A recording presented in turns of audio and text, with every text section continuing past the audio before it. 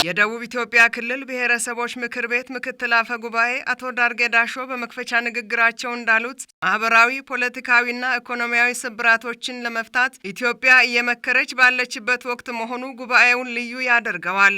በብሔረሰቦች መካከል ያለው አንድነት ተጠናክሮ እንዲቀጥል ብዝሃ ማንነት ያለን በመሆኑ ለሀገራችን ምሳሌ በሚሆን መልኩ መጽናት ይገባል ብለዋል። ምክር ቤቱ በርካታ ባህሎችንና ቋንቋዎችን፣ እሴቶችን አጉልቶ በማውጣት የኢኮኖሚ ምንጭ እንዲሆን በቀጣይ ይሰራል ያሉት ምክትል አፈ ጉባኤው ብዝሃነታችን የሆነውን ህብረ ብሔራዊ አንድነታችንን የበለጠ ለማጠናከር በህዝቦች መካከል መተማመን እንዲፈጠር ከማድረግ አኳያ ስራዎች በትኩረት መሰራታቸውን ገልጸዋል። ክልላችን ካሉ ከአራቱ ዩኒቨርሲቲዎች በተለይም ከአርባ ምንጭ ዩኒቨርሲቲ ጋር በጋራ በመቀናጀት እየጠፉ ያሉ ቋንቋዎችን በትምህርት በተለያዩ ባለድርሻ አካላትን በማሳተፍ የማሳደግ የማጠናከር የመገንባትና ከሌሎች ቋንቋዎች ጋር እኩል እንዲሆን የማድረግ ስራዎች ወይም ደግሞ በትምህርት ስርዓቱ ላይ በአግባቡ እንዲገለጽ እንዲታይ ከማድረግ አኳያ ሰፊ ስራዎች እየሰራን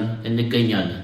ይህን ማድረጋችን ብዝሃነታችን የሆነውን ህብረ ብሔራዊ አንድነታችንን የበለጠ ለማጠናከር በህዝቦች መካከል መተማመን እንዲፈጠር ከማድረግ አኳያ በሰፊው ስራዎችን እየሰራን እንገኛለን። በተለይ የሰላምና ጸጥታ ስራዎችን ዘላቂ ከማድረግ አንጻር ከባለድርሻ አካላት ጋር በቅንጅት መሰራቱንም አመላክተዋል። ብሔር ብሔረሰቦችን ተጠቃሚ ለማድረግ ምክር ቤቱ ለኢኒሼቲቮች ተግባራዊነት ትኩረት መስጠቱን ጠቁመው ሁሉም እንዲረባረቡ ምክትል አፈ ጉባኤው አሳስበዋል። ግጭት የሚፈጠርባቸው አካባቢዎችን በደንብ ተለይቶ ዘላቂ የሆነ ሰላም እንዲኖር በጥናትና በምርምር በማካተት ክልላችን አሁን ካለበት የበለጠ ሰላሙ ዘላቂ እንዲሆን የማድረግ ስራ ይህ ምክር ቤት በአትኩሮት ሰጥቶ እየሰራ ይገኛል።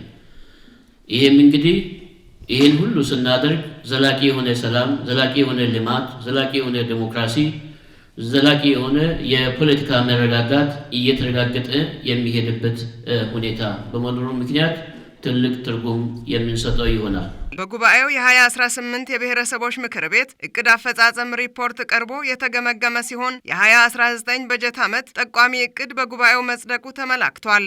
የብሔረሰብ ተወካዮችን በአስተያየታቸው ምክር ቤቱ የጋራ እሴቶችን በማጎልበት ፍትሐዊ የሀብት ክፍፍል እንዲኖር የሚያስችል መተማመን በመፍጠር በቀጣይም የተሻለ ጉዞ እንዲኖር ሚናውን መጫወት እንዳለበት በአስተያየታቸው አክለዋል።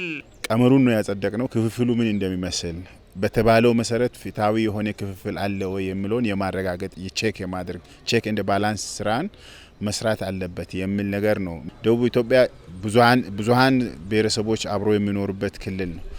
ይሄ አብሮነትን የፖለቲካ አንድነትን ከማስጠበቅ አኳያ አብሮነትን ከማጠናከር አኳያ በርካታ ስራዎች መሰራት አለበት ብለን እናምናለን። ቀረበው ሪፖርት ላይ በጥንካሬ ያየናቸው የተጀመሩ ትልልቅ ስራዎች አሉ። እነዚህን ስራዎች አጠናክሮ መሄድ የሚያስፈልግበት ሁኔታዎች እንዳሉ ያየሁበትና ከዚህ ጋር በተለይ የሰላም እሴት ግንባታ ላይ እንደ ዞናችን እንደ ክልላችንም በአጠቃላይ የሚያስፈልጉ ናቸው። መሰረታዊ ለውጥ ሊመጣ ስለሚያስፈልግ የሰላም እሴት ግንባታ ላይ የተጀመሩ ስራዎችን አጠናክሮ መሄድ ያስፈልጋል። ፍትሐዊ የሀብት ክፍፍል እንዲኖር የ2019 የበጀት ቀመርና የምክር ቤቱን ደንብ ተወያይተው አጽድቀዋል። ከጎፋ አካባቢ የጎርፍ ናዳ ተጎጂዎች እርዳታ ጋር በተያያዘ ከፍ ባለ የሙስና ወንጀል የተጠረጠሩ ግለሰብ ያለመከሰስ መብታቸው ተነስቶ በሕግ እንዲጠየቁ የብሔረሰቦች ምክር ቤት አባላት በሙሉ ድምፅ አጽድቀዋል።